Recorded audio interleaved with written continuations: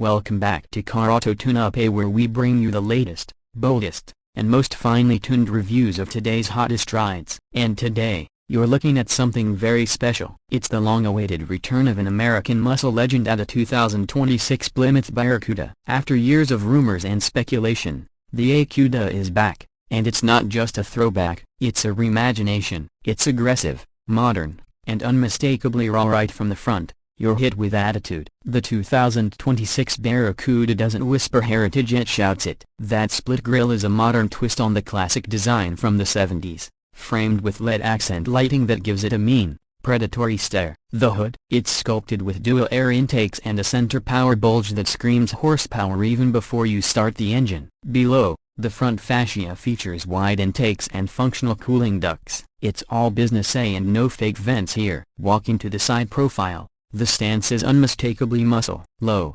wide, and planted. The 2026 Barracuda rides on a new modular platform that's lighter and stiffer than anything Plymouth technically Stellantis now has done before. The sidelines are crisp but muscular, with broad shoulders over the rear fenders and a slightly rising belt line. You get your choice of 19, 20, or 21-inch forged wheels, with performance tires standard across the board. One thing you'll notice is the short overhangs. That keeps the weight centered and the car agile, a nod to performance, not just looks. Blacked out side mirrors, optional carbon fiber trim, and flush door handles finish the look. It's bold, modern, but still retro at heart. Now let's swing around to the back, where things get really dramatic. The rear end of the 2026 Barracuda is as bold as the front. A wide LED tail light bar stretches across the rear fascia, with a retro-inspired Barracuda script lit up in red when the lights are on. The diffuser is functional and houses quad exhaust tips on performance models, while a subtle ducktail spoiler is integrated seamlessly into the trunk lid. You can also option an active rear wing on the high-performance Barracuda R model. And yes, everything back here is about aero and aesthetics and no frills, no nonsense, just pure muscle. Step inside, open the frameless door and step into a cabin that blends old-school spirit with 21st century tech. The first thing you'll notice is the driver-focused layout. The dashboard wraps around the driver like a cockpit, but materials are high quality across the board. A soft touch Alcantara, contrast-stitched leather, and real aluminum trim. The gauge cluster is now fully digital at 12.3-inch configurable screen that can mimic classic analog dials or display full performance telemetry depending on your mode. In the center stack, a crisp 14.1-inch infotainment display runs the latest Uconnect system. Fast, intuitive, and compatible with wireless Apple CarPlay and Android Auto. The system integrates climate, nav, media, and vehicle settings, with track apps built in for those who want to monitor lap times and G-forces. Below that, you've got tactile physical knobs for climate control, which is a nice touch. The seats, hugely improved over the last generation of Stellantis muscle cars. Standard are bolstered leather sport seats, while optional Recaro buckets come with the Barracuda R and GT models. Ventilation and heating come standard, while massage functions are available on the GT trims. In the back, space is usable. Let's be honest, no one's buying a Barracuda for rear seat comfort, but it's not cramped. Two adults can squeeze in for short trips, and there are rear vents and USB-C ports for added comfort. Under the hood now let's talk performance, because this is where things get wild. The 2026 Plymouth Barracuda comes with 3 different powertrain options, each tuned for a distinct experience. The base model starts with a 2.0-liter turbocharged inline-4 but before you scoff,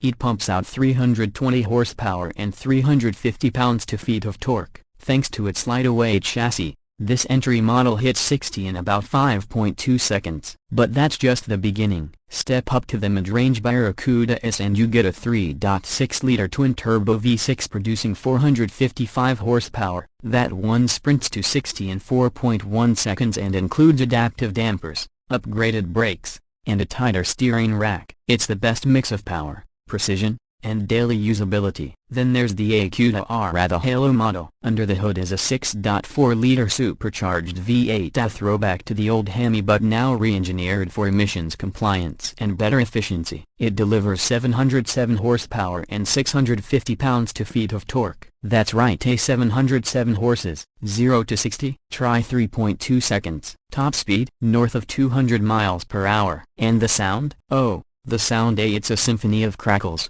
snarls, and roars. A switchable exhaust system lets you keep it tame in the neighborhood and unhinged on the track. All models come with rear-wheel drive as standard, but the S&R trims offer optional all-wheel drive for year-round traction and stability. Transmission-wise, you're looking at an 8-speed automatic across the lineup. A fast, smart, and responsive but enthusiasts will be thrilled to know that a 6-speed manual is available on the V8 model. That's right, Plymouth brought the stick back. The suspension setup is fully independent with optional magnetic ride control. Steering is electrically assisted but with real weight and feedback. Braking is handled by Brembo calipers on the S&R models, with massive rotors that bring this monster to a stop without drama. It corners flat, it accelerates brutally, and it remains surprisingly refined when cruising. Fuel economy? Not great, but let's be real, that's not why you're watching this video. The 4-cylinder delivers up to 30 miles per gallon on the highway, the V6 around 25,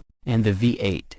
Well, if you can crack 18 miles per gallon, give yourself a pat on the back. But again, it's not about efficiency, it's about emotion. As for pricing, Plymouth or Stellantis has tried to keep the Barracuda competitive. The base model starts at around $41,000, well within reach for many enthusiasts. The S model climbs to about $52,000, and the fully loaded AQR will set you back just under $78,000 before options. With every box dictate carbon roof, track pack, active aero, suede interior, you're looking at a little over $90,000. Expensive? Sure, but for what you're getting, it's a